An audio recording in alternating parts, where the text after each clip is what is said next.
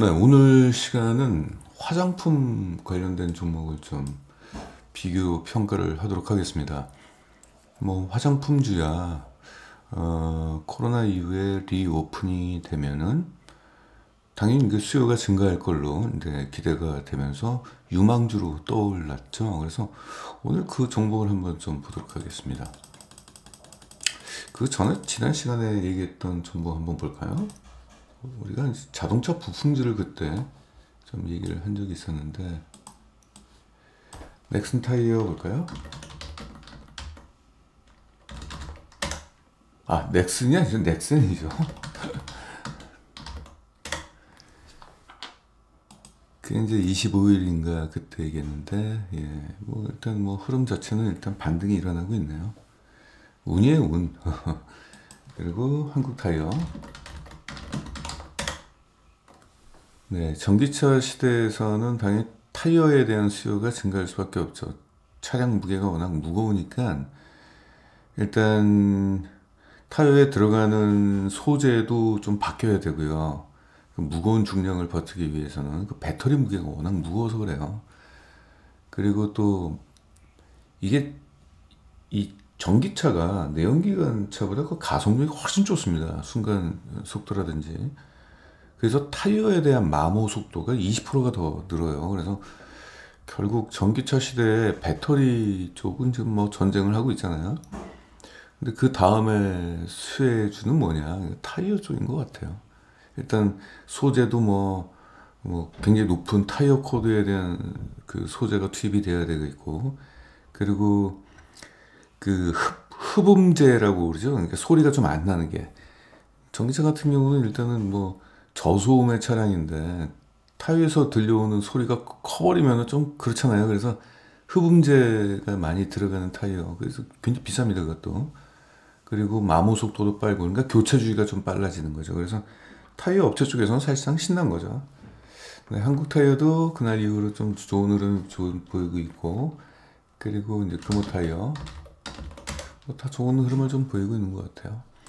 부품주 중에서 또 그것도 잠깐 언급했던 현대모비스, 이해할 수 없는 상황에서 주가가 떨어진 부분인데 곧바로 반등이 되네요. 그때 25일 날 얘기했는데 여기서부터 뭐 대략 한 10% 정도 오른 것 같네요. 아무튼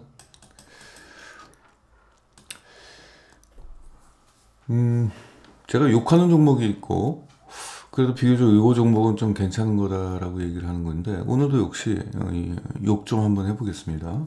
아모레 퍼시픽부터 한번 가볼게요.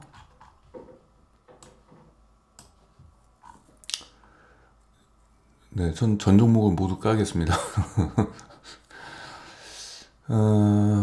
상장 정도 했으면은 개인 투자자들한테 냉정한 평가는 받아야 되겠죠. 그런 측면에서 말씀드리는 겁니다. 아모레 퍼시픽은 그동안 중국 시장에서 꿀 빨았죠.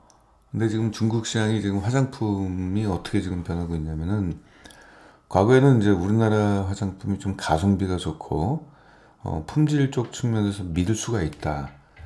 그러니까 우리나라 K-뷰티 그래가지고 화장품 좋은 거는 뭐 전 세계가 다 알고 있는 것 같더라고요. 보니까 해외에 있는 그 여행하는 사람들이 한국에 대해서 이제 여자들한테 인터뷰를 하는 거예요.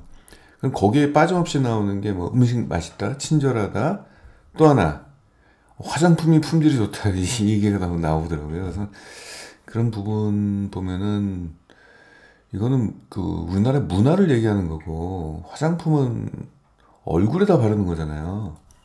먹는 거, 바르는 거 이거는 굉장히 큰 신뢰의 문제거든요. 그래서 그런 쪽 측면에서 일단은 국가 이미지 차원에서는 한국 그러면 일단은 입속에 들어가는 거. 그러니까 중국들이 그렇잖아요. 중국 애들이 제품은 지들이 다 좋다라고 해놓고선 지들 거는 먹지도 않잖아요. 바르지도 않고. 왜냐면 가짜들이 워낙 많으니까. 자, 이 얘기가 좀 엇나갔는데 일단 그동안 아모레퍼시픽 같은 경우는 중국에서 굉장히 큰 수혜를 받는데 중국 시장의 화장품이 크게 두 가지로 이렇게 구분이 되고 있습니다. 하나는 뭐냐면 이제 유럽에 있는 럭셔리 화장품 쪽에 대한 수요. 아예 고가 라인 쪽으로는 그쪽으로 가고 있고요. 그리고 중저가 라인은 애국심 마케팅 뭐 이런 것들이 좀 성공을 했나 봐요. 그래서 자국 로컬 브랜드가 커지고 있습니다. 근데 그 자국 로컬 브랜드 같은 경우는 인터넷을 중심으로 한 그 저가 이제 브랜드라고 보시면 되겠죠. 그리고 철저하게 MZ 세대들을 노리는 화장품입니다. 그러다 보니까 아모레퍼시픽이 좀 애매해진 거예요. 유럽에 있는 뭐 로레알이라든지 뭐 아니면 뭐겠습니까, 뭐 샤넬이라든지 뭐 이런 쪽의 명품 브랜드하고는 좀 급 차이가 좀 나고, 그렇다고 저가형 MZ 세대를 노리는 쪽으로는 컨셉이 좀 안 맞는 것 같고, 또 국내에서도 마찬가지예요. 국내 제가 여성 여러분들한테 아모레퍼시픽을 물어보면은 브랜드 이미지가 아줌마들이 바르는 화장품이라는 거, 이런 것들이 있다 보니까 브랜드 이미지가 이게 이게 좀 이도저도 아닌 뭐 그런 것처럼 보이는 것 같아요. 제가 뭐 여성은 아니지만은 아무튼간에 중국 시장에서의 일단 뭐 약간 실적이 제대로 안 나오면서 매출이 계속 떨어지는 모습이 보이는데, 이거 굉장히 안 좋은 모습입니다. 이거는 굉장히 안 좋은 모습이에요.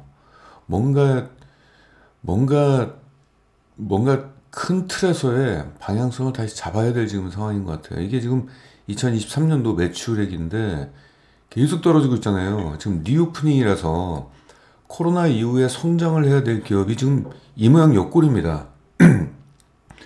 중국 기대를 해봤는데 중국에서는 도시공세 끝난 뒤에 올라가야 되는데 안 올라가고 있잖아요. 지금 수익성도 나빠지고 매출이 떨어지니까 고정비에 대한 부담 올라가면서 이렇게 수익성까지도 안 좋아지고 있고, 분기 실적 보겠습니다.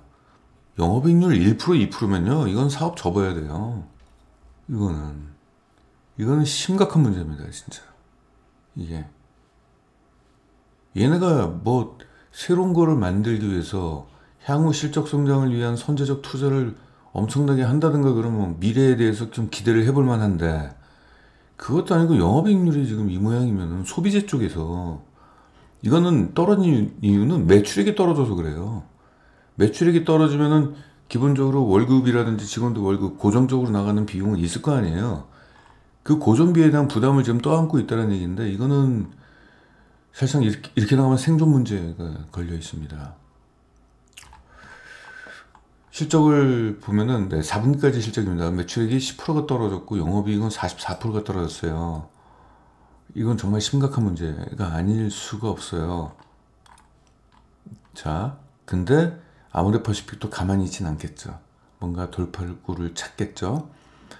분기 실적을 보게 된다, 그 EPS를 보게 된다면 일단 지난해 그 전년도가 적자가 한번 있었기 때문에 뭐 실적이 이건 뭐 올라가는 거라고 볼 수는 없죠. 기저 효과죠. 그 전이 워낙 안 좋았기 때문에 좋아 보이는 착시 현상이 지금 일어나고 있는 그런 현상입니다. 자, 근데 여기서 아모레퍼시픽이 드디어 신의 한 수를 뒀습니다. 코스알엑스라는 기업을 인수했어요. 2023년도 10월 31일 날 지분율 약 93% 정도, 이 기업의 실적이 앞으로 연결이 될 겁니다. 이 기업이 대단한 기업이에요. 이게 영업이익을 볼게요. 2021년도 227억밖에 안 한 기업인데 그 다음 연도 2배 올라갔어요. 영업이익이. 그 다음 연도 올해 3배 올라갑니다. 500억에서 1550억. 이 기업이 뭐냐면은 저가 브랜드입니다. 그리고 MZ 세대들을 노리는, 굉장히 좀 제가 이 홈페이지에 들어가가지고 제품이라든지 봤는데 일단 제품 케이스가 달라요. 제품 케이스가 아줌마들 스타일이 아니에요. 완전히 감각적인 젊은 친구들 있잖아요. 그쪽을 겨냥한 아주 괜찮습니다. 디자인부터 다르더라고요. 얘네는 해외 온라인 채널 아마존을 중심으로 유통되는 저가 브랜드입니다. 해외 매출 비중이 이제 90%가 되고요. 현재 총 140여 개 국에서 판매가 지금 되고 있다라고 지금 하고 있습니다. 그러니까 특정 국가의 이제 의존도가 이렇게 높지 않고 많이 이제 파편화되어 있기 때문에 실적에 대한 안정성도 좀 높은 편이에요. 근데 그 중에서는 이제 아무래도 미국 쪽에서의 매출 비중이 전체 매출액에서 48%를 차지하고 있고 유럽 쪽은 14%를 차지하고 있는데, 주목할 점은 중국은 아직 1%밖에 안 된다는 거. 그래서 중국 쪽에서의 브랜드 마케팅 제대로 하게 된다면은 침투가 가능하지 않겠느냐. 저가 브랜드 쪽에서. 더구나 아모레퍼시픽은 그래도 중국 쪽의 네트워크는 갖고 있잖아요. 그러니까 아마 이 기업을 코스닥스를 인수를 해가지고 중국 쪽에 드라이브를 세게 걸 걸로 보이고 있습니다. 그러면 이제 아모레퍼시픽의 기존 브랜드는 약간 고가형의 나이도 약간 럭셔리를 좀 지향하는 브랜드로 가는 거고, 이쪽 코스닥스 같은 경우는 MZ 세대를 노리는 저가형. 그래서 이 두 가지 어떤 그 시장을 노릴 수 있는 그런 게 될 것 같아요. 그래서 영업이익이 비슷해요, 지금 아모레퍼시픽이랑. 아모레퍼시픽이 연간 영업이익이 볼게요. 2022년도 2천억 했고 지금 올해는 1,000억을 했어요. 그러니까 지난해는. 그럼 뭐 둘 평균하면 1,500억이잖아요. 2년 평균 취하면은 2년 평균 취하고 지금 동일해요. 이거 기가 막히네요. 그러니까 영업이익이 따블로 뛰는 거예요, 지금. 이거 인수해가지고. 이건 진짜 신의 한 수인 것 같아요. 그러니까 이제 말씀을 좀 드리는데, 그래서 연간 실적이 되면, 자, 영업이익 더블로 뛴다라고 말씀드렸죠.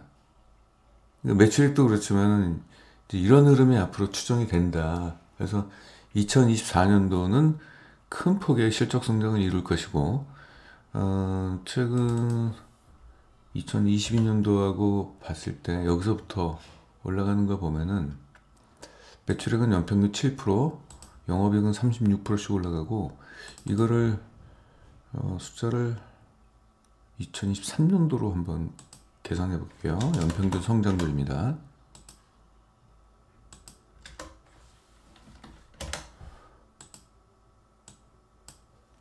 이렇게 되네요. 매출액이 여기서부터 매년 17%씩 올라가고요. 평균적으로. 영업이익은 뭐 더블이 나네요. 계속 더블. 124%가 연평균 올라가네요. 그래서 아무튼 아모레퍼시픽은 죽다가 살아났네요. 얘들은 이제 그동안 돈 번 거 가지고 M&A만 해야 될 것 같은데요, 이거. 아무튼 좀 자존심을 구긴 면도 없잖아 있을 것 같아요. EPS를 보게 된다면 연평균 53%의 순이익 성장이 일어날 걸로 보이고 있습니다. 이게 2023년도거든요. 그래서 영업이익이 더블로 올라간다니까 당연히 순이익도 한 그 정도 수준으로 올라가는 흐름이 좀 나오지 않겠느냐 이렇게 보이고 있습니다. 이쯤 되면은 투자 유망주로 우리가 볼 수도 있겠죠. 아모레퍼시픽 한번 볼까요? 자, 아무튼 주가는 지금 여기에서 이렇게 밑에서 일단 횡보는 하고는 있네요. 워낙 실적을 많이 말아먹어가지고 지금 입이 밑에 있는데 지금 최저가죠, 사실상. 근데 말입니다. 저라면은 이 종목은 추천을 못 하겠어요. 그러니까 우리가 이제 이런 냉정한 평가를 한번 해보죠. 연평균 53%씩 올라간다는 것은 이해가 되는데 2024년도에 올라가는 거는 제가 이해가 돼요. 이해가 되는데 2025년도에는 또 왜 이렇게 올라가냐 이거죠. 이게 과연 나올까 의문이에요. 왜냐면 실적이 연결되니까 순식간에 실적이 더해지니까 2024년도에 이익 성장까지는 제가 예상이 되는데 2025년도에도 그렇게 올라갈 것이냐. 그러면 이게 되려면은 아까 인수했던 이 기업이 코스닥스가 중국 시장에서 엄청난 센세이션을 일으켜야만 이게 가능한 거거든요. 물론 지금 성장하는 속도가 엄청나게 가파르기 때문에 이 추세로 간다면은 이것도 나올 수 있다라는 가정은 있는데, 자, 이걸로 볼게요. 성장에 대한 가정은 있는데 좀 낙관적인 수치가 아니냐라는 생각이 들어요. 업계에서 이 수치 자체가. 왜냐면 아모레퍼시픽은 지금 무너지고 있는 상황에서 다른 쪽에서 아무리 잘한다고 그래도 한쪽에서 지금 무너지고 있는데 이러한 높은 고성장이 과연 나올 것이냐는 좀 약간 좀 의문이 든다. 그래서 제가 여러분들한테 말씀드리고 싶은 것은 이러한 성장이 나올지 안 나올지는 우리가 계속적으로 분기 실적을 체크해 봐야 된다는 얘기입니다. 일단 연평균 53이라고 했는데 저는 이러한 의심이 들기 때문에 PR을 높게 줄 수가 없어요. 자, 그럼 여기서 업계에서 이 기업의 적정 주가, 목표가를 제시한 게 16만 8천 원입니다. 그럼 지금 사게 된다면 올해 안에 36%의 기대 수익률을 얻게 되는데, 이거를 이 목표가를 PR로 역으로 환산하게 된다면 PR이 38이가 돼요. 38. 좀 지나치게 높은 PR이 아니냐. 이 성장에 대한 확신이 부족한 상황에서 PR은 너무 높아요. 이게. 그리고 제가 예전부터 아모레퍼시픽을 봐왔는데, 아모레퍼시픽은 탄생하자마자 뭐 금수저로 물고 태어났습니까? 옛날부터 PR이 왜 이렇게 높아요? 뭐 60, 낮아봤자 25, 보통 40이에요. 평균 PR이 45. 이건 좀 이상하지 않나요? 그 기간 동안에 성장률이 높지도 않았는데, 그러니까 금수저 종목인 것 같아요. 저는 이거는 납득이 안 가요. 이거는 납득할 수가 없는 PR입니다.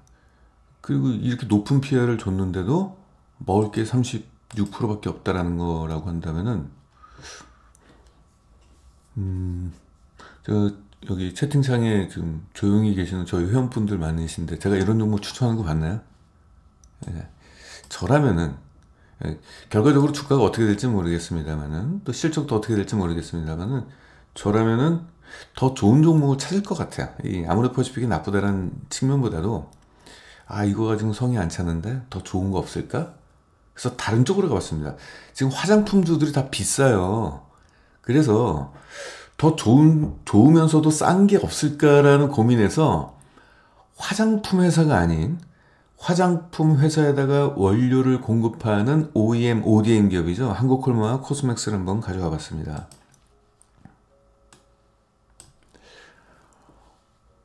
예, 다시 말씀드릴게요. 얘들은 화장품을 자기들이 판매하는 회사가 아니고 화장품 원료를 화장품 회사에다가 공급하는 회사예요. 그래서 이제 OEM, ODM이라고 얘기를 보통 하는데, 참고적으로 얘들은 최근에 화장품 용기 제조사인 연우라는 회사를 인수했어야 아마 시너지가 나겠죠. 그렇죠? 그러면 얘들이 뭐 화장품 원료도 팔면서 화장품 용기, 케이스도 팔 거 아니에요. 그 뭐 시너지가 날 거 아니에요. 기존 고객사들이 있으니까. 이거는 좀 선택은 잘한 것 같아요. 그리고 HK 이노인 들어보셨습니까? 이거 제약회사인데 지금 뜨고 있는 기업입니다. 그래서 이 기업 지분도 42%를 갖고 있고, 전문 의약품 회사에다가 물장사도 같이 하고 있어요. 컨디셔너하고 이제 헛개수도 팔고 있고. 아무튼 여기에선 시너지가 날지는 모르겠습니다만은, 시너지가 날 수도 있겠죠. 전문 의약품이라는 게 어떻게 보면 이제 얼굴에다 바르면 그게 또 화장품이 되는 거니까. 요즘 뭐 더마 화장품이라고 그러지 않습니까?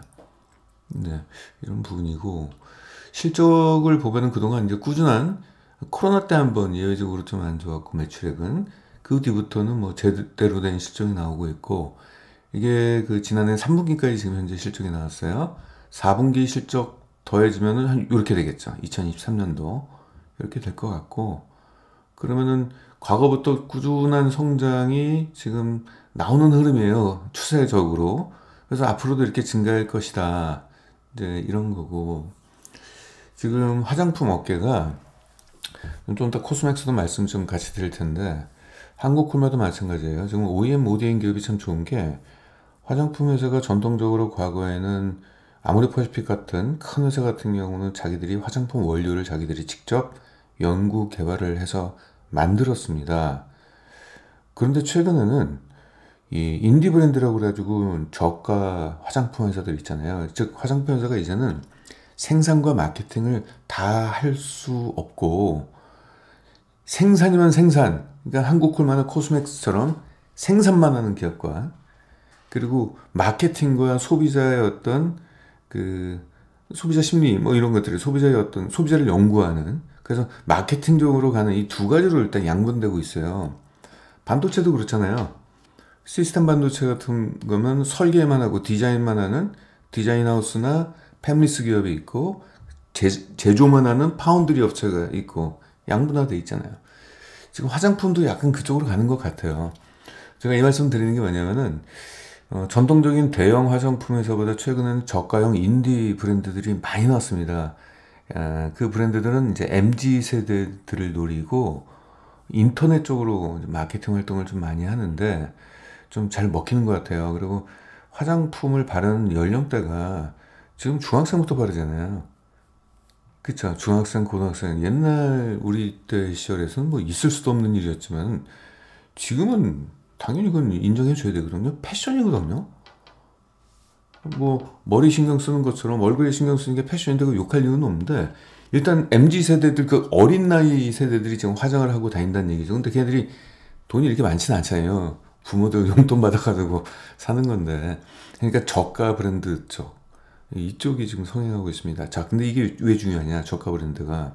저가 브랜드는 자기들이 생산 능력을 갖고 있잖아요. 생산 라인을. 그래서 철저하게 화장품 원료를 한국콜마나 코스맥스 쪽으로부터 구입을 한다. 그래서 전 세계 트렌드가 지금 되고 있습니다. 미국부터 시작했어요. 미국 지금 그 인디 브랜드가 엄청나게 지금 화랑입니다. 미국도 그렇지만 지금 중국도 지금 그러고 있고 그러다 보니까 한국콜마하고 코스맥스 쪽이 물 만났어요 완전히 그것 때문에 그런 흐름이 되고 있어서 저는 화장품 회사보다는 화장품 회사들은 경쟁이 치열하잖아요. 그쪽보다는 오히려 이런 원료를 공급하는 회사가 더 낫지 않겠느냐 뭐 이런 생각을 좀 해보게 됩니다. 아무튼 한국콜마는 앞으로 매출액이 연평균 17%, 12%씩 오르고 영업이익은 2025년도까지 46%씩 오른다. 괜찮은 흐름인 것 같아요. 이때 여기서부터 이렇게 올라가는 거예요. 영업이익률이 일단 좀 낮았네요. 낮으니까 상대적으로 영업이익의 연평균 성장률이 좀 높게 집계가 된 것처럼 보입니다. 분기 실적을 보게 된다면은 네, 실적 좋았습니다. 1, 2, 3분기 매출액 19%, 9% 올라갔고 영업이익은 6% 역성장에 66%, 71% 성장했고 4분기 때가 좋네요. 지난해 4분기가 영업이익률이 2%였잖아요. 근데 이번에 이제 4분기 때는 한 8% 정도로 전망이 되고 있습니다. 업계 전망입니다. 그래서 4분기 실적도 호실적이 좀 기대가 된다. 뭐 이거보다 조금 안 나오겠죠? 보통 그래요. 종목을 실적을 분석하는 그 기관 쪽에서는 아무래도 좀 우호적인 입장에서 실적을 평가하기 때문에 이렇게 좋게 나오죠. 그래서 서프라이즈 실적이 나오는 기업들은 거의 없죠, 사실상.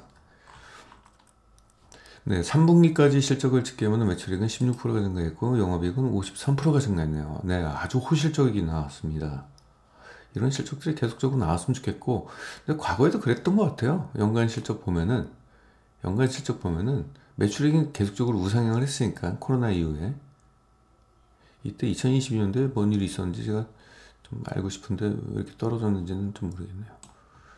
2022년도는 뭐 물류 비용부터 시작해가지고 별놈의 원재료 가격 상승부터 시작해서 별 사건들이 다 터져가지고. 자, 부분별 매출을 좀 볼게요.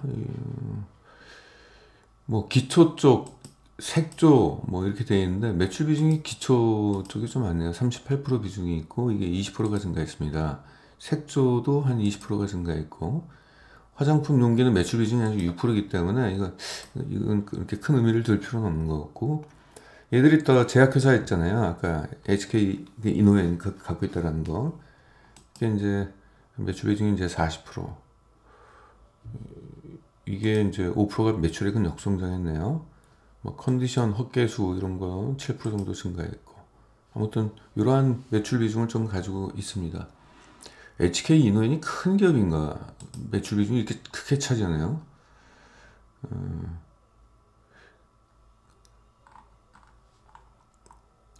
EPS를 보게 된다면은 네, 지난해 4분기에 뭔가 털어냈네요.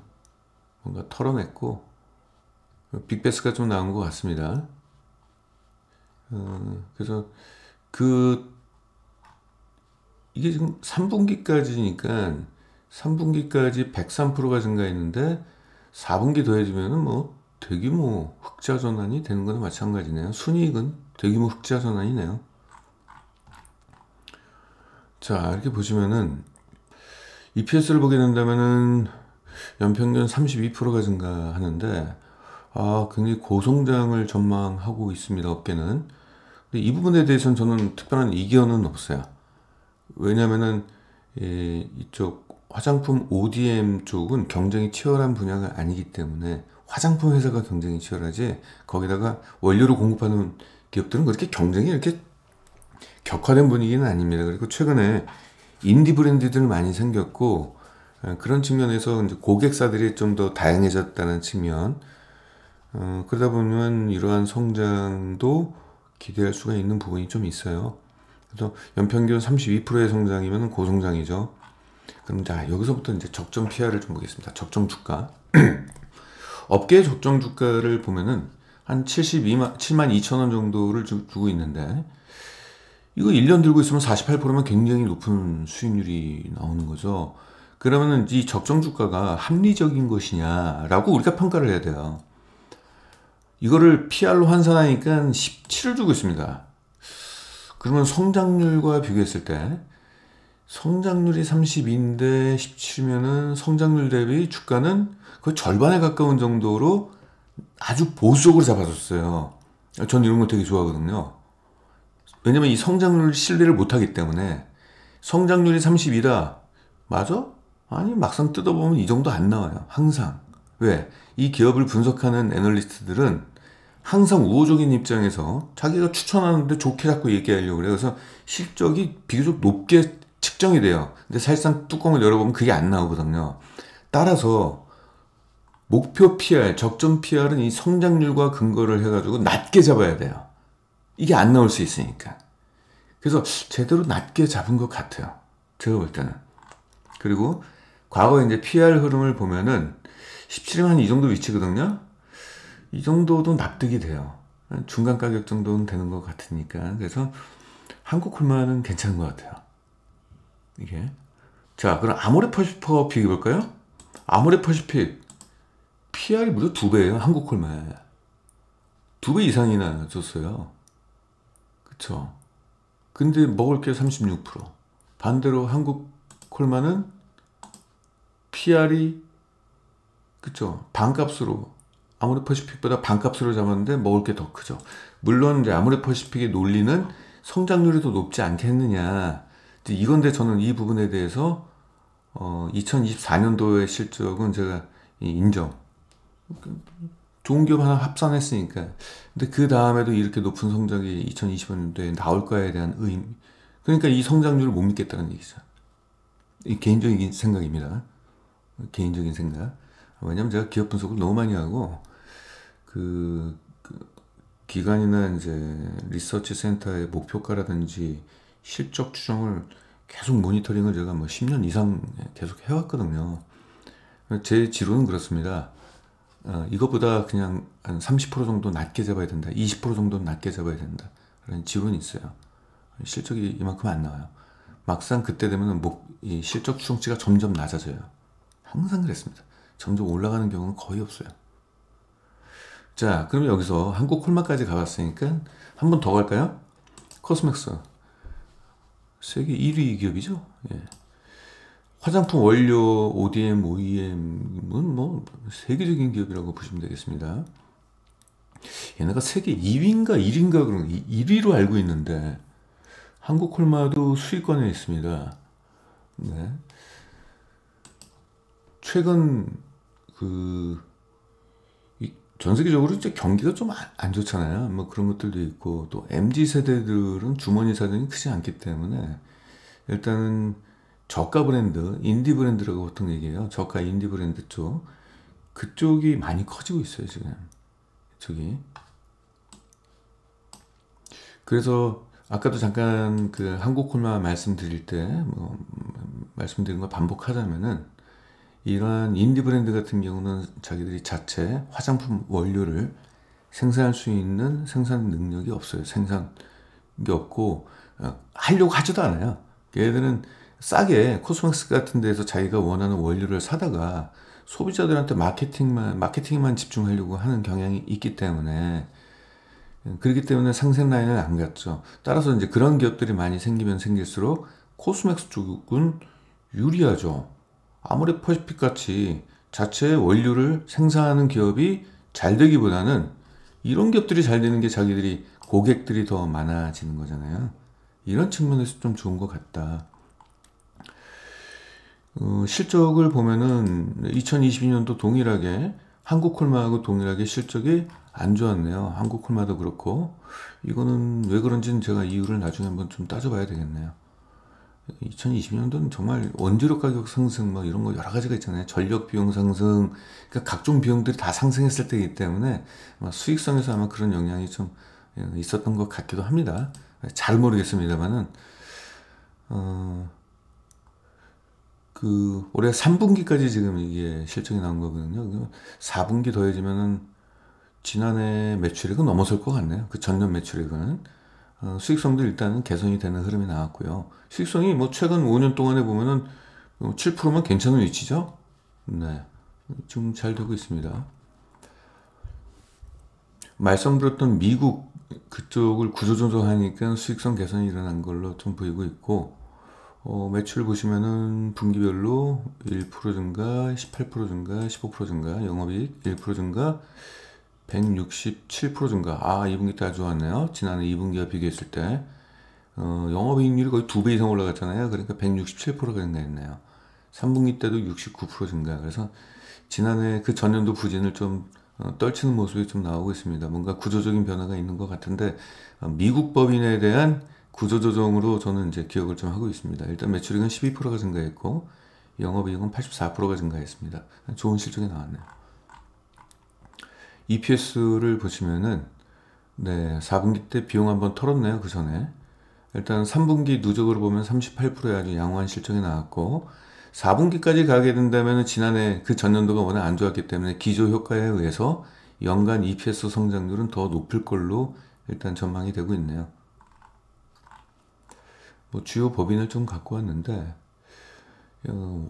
법인들이 워낙 많다 보니까 다 꼽을 수는 없어가지고 매출 비중이 좀 높은 데만 좀 일단 중심으로 갖고 왔습니다. 한국 법인이 이제 53%고, 이제 중국 법인도 여기 상해 법인은 좀 뺐어요. 매출 비중이 낮아서. 중국 법인이 중요합니다. 얘들은. 한국 법인이 매출 비중 53%인데 이게 27%가 증가했고, 순이익은 보지 마십시오. 순이익은 빼고 보시죠. 매출만 말씀드릴게요. 코스맥스 차이나 쪽은 17%가 역성장했네요. 중국이 요즘 조금 분위기가 좀 안 좋아요. 실적이 좀 떨어졌고, 광저우 쪽은 18%가 증가했고, 미국 쪽이 많이 증가했네요. 매출액이 63%가 증가했습니다. 매출이 좀 5%밖에 안 돼요. 근데 인도네시아가 잘 되고 있네요. 아시아권이 34%가 증가했고, 순이익도 좋네요. 중국 같은 경우는 지금 전반적으로 이 소비 심리가 좀 부진한 지금 상황에 있습니다. 중국이 지금 뭐 부동산 문제도 좀 심각하고 뭐 이러고 뭐 전반적으로 분위기가 약간 좀 다운되어 있는 느낌이에요. 그런 부분이 있고, 그런데 코스맥스가 이제 중국 시장에서 좀 신규 고객사가 들어왔대요. 그래서 좀 규모가 좀 큰 걸로 좀 보이고 있습니다. 그 얘기가 자꾸 나오고 있는 거 보니까 조그만 뭐 저가형 뭐 인디 브랜드는 아닌 것 같고 좀 큰 회사인 것 같아요. 그래서 신규 수주 때문에 2024년도 실적은 그래도 양호한 실적이 나올 것이다 라는 전망이 나오고 있고, 중국 역시도 미국이 지금 인디 브랜드가 지금 막 뜨고 있어가지고 코스맥스가 거기서 지금 수혜를 보고 있는 것도 있지만, 매출액 많이 올라갔잖아요. 미국 법인. 그쵸. 중국도 또 그렇대요. 지금 중국도 저가 브랜드 쪽에 인디 브랜드들이 많이 생겨나고 있다고 합니다. 그래서 이제 코스맥스도 중국에서 이제 수혜가 있을 걸로 보이고 있어요. 그 중국에서 이제 애국심 마케팅 한다고 그러면은 뭐 한국 브랜드를 뭐 좀 배제하려고 하는 움직임이 있는 거 아니냐. 예, 맞습니다. 맞는데 코스맥스는 그 원료를 공급하는 회사잖아요. 기업 간 거래를 하는 거기 때문에 그 한국이라는 어떤 노출도가 거의 뭐 없죠. 그러다 보니까 코스맥스가 뭐 그 애국심 마케팅, 중국의 애국심 마케팅에 피해를 보거나 이제 그러진 않고, 오히려 중국의 로컬 브랜드가 뜨면은 코스맥스는 호재죠. 이게 이제 그런 식으로 해석하는 게 맞습니다. 분기 실적, 4분기 실적에 남겨놓고 있는데, 4분기 실적은, 네, 아주 좋은 실적이 나올 걸로 업계는 전망해요. 왜 그러냐면은, 그 전년도가 4분기가 안 좋았어요. 영업이익률이 1%밖에 안 나왔잖아요. 그러니까 올해는 이제 정상적으로 한, 3분기하고 동일한 4분기 때는 7% 정도 나올 것 같고, 그러면 이제 영업이익이 한 13배 정도가 증가될 것이다 라는 추정치가 지금 나오고 있어요. 그래서 4분기 실적도 뭐 괜찮게 나올 것 같습니다. 여기 잠깐 뭐 적어놨네요. 국내 법인은 매출 고성장이 지속이 될 것 같고, 중저가 브랜드 시장이 지금 호조를 띠고 있다. 일본, 중국, 미국 쪽 이쪽에 실적이 좋게 나올 것 같다. 신규 인디 브랜드 주문 증가, 그리고 뭐 중국 소비 심리는 계속적으로 위축이 될 것 같다. 4분기에도. 인도네시아 법인 뭐 괜찮고 신규 고객사 주문 증가가 일어나고 있다. 이렇습니다. 그래서 앞으로 연간 실적 전망을 보게 된다면은 뭐 지금까지 이렇게 우상향 했죠. 그리고 리오프닝이 있었고, 자 여기서 4분기 실적이 더해지면 한 요 정도, 오른쪽에 있는 이 정도 나올 것 같고, 영업이익률 7%. 그리고 아까와 같은 그 전체적인 분위기 있잖아요. 인디 브랜드부터 시작해가지고 신규 고객사의 주문 증가 뭐 이런 것들 통해서 이러한 성장이 나올 것 같다. 과거 대비 좀 성장폭이 좀 높게 나왔죠. 이제 이런 것들 때문에 이제 이런 실적을 100% 이제 신뢰할 수는 없다는 얘기예요. 이런 실적은. 그래서 약간 보수적으로 잡는 게 나아요. 그래서 연평균 영업이익이 지금 56%가 증가할 것이다 그러면은 이런 성장률 한 20% 정도를 낮추면 되는 겁니다. 근데 저는 연간 실적은 건드리지 않고 EPS를 건드려요. EPS 이상 여기서부터 건드리기 시작해요. 이걸 깎아버려요 그냥. 목표가를 낮추면 되니까. 그래서 제가 목표가를 좀 낮게 잡는 이유가 이런 성장률이 나오면은 정말 금상첨화인데 안 나올 가능성이 높기 때문에 목표 PR을 좀 보수적으로 평가를 하는 편입니다. 여러분들한테도 그건 제가 좀 추천해 드리고 싶어요. 자, 보수적으로 목표가를 잡았는데도 불구하고 먹을 떡이 얼마나 크냐. 여기서부터 우리가 이제 어떤 종목을 살까 이제 고르게 되는 거죠.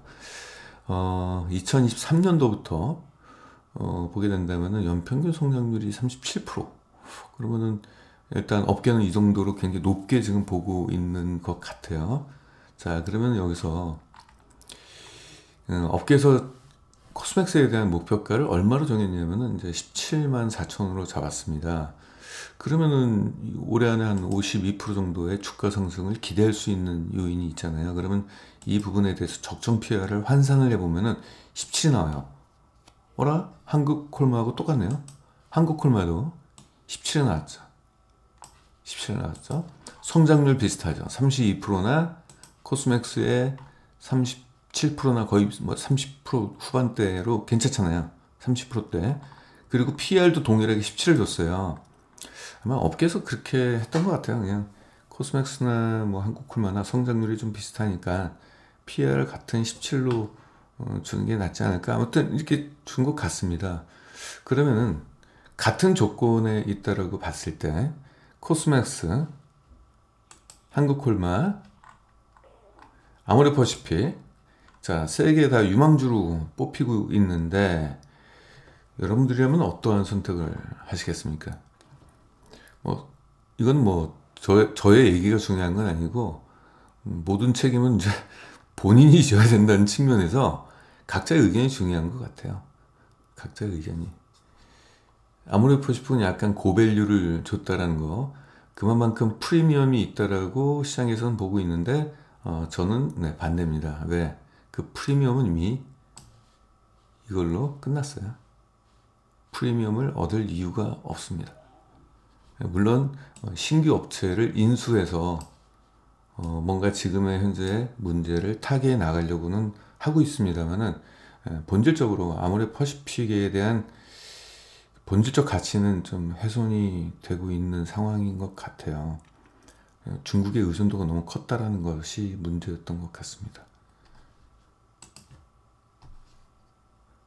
그 반면에 한국콜마나 코스맥스 같은 경우는 전 세계 화장품 회사를 대상으로 지금 하고 있잖아요. 물론 이제 중국에 대한 의존도도 비교적 높은 편이지만은 그런 측면에서 코스맥스는 화장품 그 원료를 전문적으로 생산하는 것이고, 한국콜마는 뭐 이게 장점이자 단점이 될 수도 있겠습니다만 HK 이노웨인 실적이 연결이 돼 있다. 이게 좀 잘 나가는 이제 제약사이기 때문에, 그래서 이런 측면에서 약간은 좀 차이는 있습니다만은 투자를 하시게 된다면은 이 중에서 뭘 고르지라고 고민하지 마세요. 뭐 세 개 중에 두 개만 같이 사시면 되는 거니까. 구조적 성장이라고 볼 수는 없죠. 예.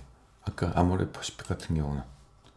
근데 그 코스맥스하고 이제 한국콜마는 최근 트렌드가 이제 저가형 인디 브랜드들이 많이 이제 생겨나는 거기 때문에 그런 측면에서는 트렌드 측면에서 보게 된다면은 그 이 구조적 성장이라고 좀 볼 수는 있겠죠. 굳이 얘기한다면은.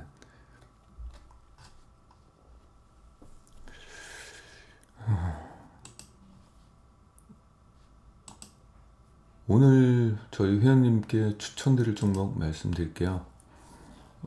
오늘 저녁 9시죠? 네. 9시에 제가 정연 방송을 일주일에 2번만 합니다.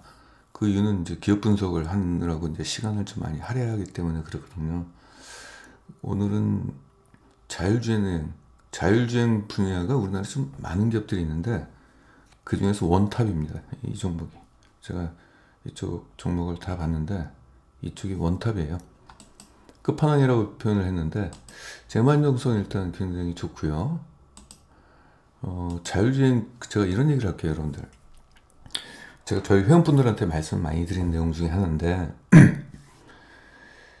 절대로 놓치지 말아야 될 게 있는 게 어떤 시대적 선택을 받아서 새롭게 떠오르는 산업, 테마 말고요, 산업, 그건 절대 놓치면 안 돼요.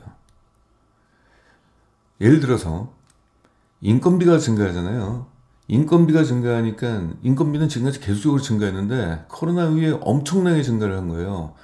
기업들이 가장 많은 비용을 지출하는 것 중에 하나가 인건비 비용이거든요. 그러면 기업은 경쟁을 함에 있어서 인건비를 낮추기 위해서 어쩔 수 없이 선택하는 게 뭡니까? 자동화 설비죠. 그렇죠? 그러다 보니까 모든 것들이 자동화예요. 사람 대신에 할 수 있는 거. 인공지능이 왜 지금 난리인 줄 아십니까? 인건비가 증가했기 때문이에요. 모든 것들이 그래요. 로봇은요, 인건비가 증가했기 때문에 그래요. 이거는 구조적으로 그쪽 산업이 뜰 수밖에 없는 상황이에요. 이게 우리가 뭐 로봇을 사고 싶어서 사는 게 아니잖아요. 산업 현장에서 일꾼 대신 로봇이 필요하죠. 이제 그런 부분이 있죠. 자동화 설비 같은 경우 밤낮으로 일하잖아요. 점심시간도 없이 일을 하잖아요.